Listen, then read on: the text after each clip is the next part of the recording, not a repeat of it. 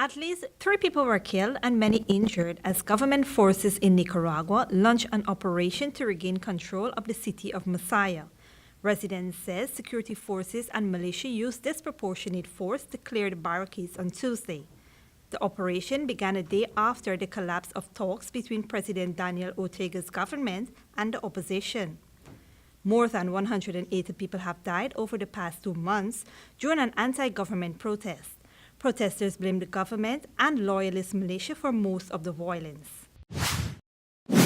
Jamaica's State Minister in the Ministry of Foreign Affairs and Foreign Trade, Pernell Charles Jr., disclosed that Jamaica has referred 30 cases related to the Windrush immigration crisis to the British High Commission.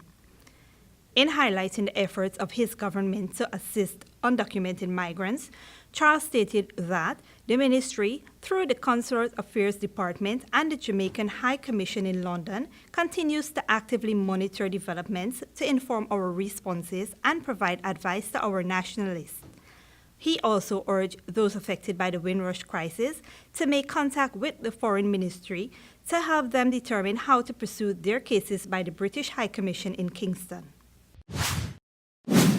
And in international news, the U.S. has pulled out of the United Nations Human Rights Council, calling it a cesspool of political bias. Formed in 2006, the council has been criticized for allowing countries with questionable human rights records to be members.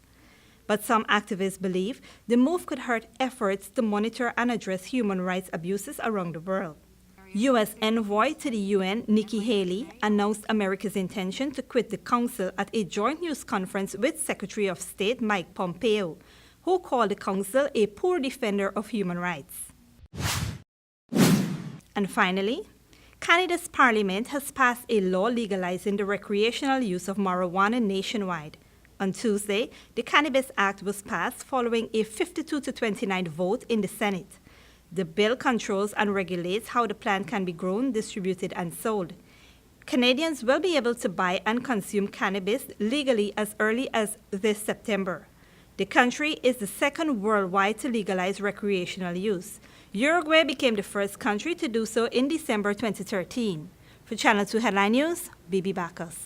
Thanks for watching Headline News. Leave a like or a comment below.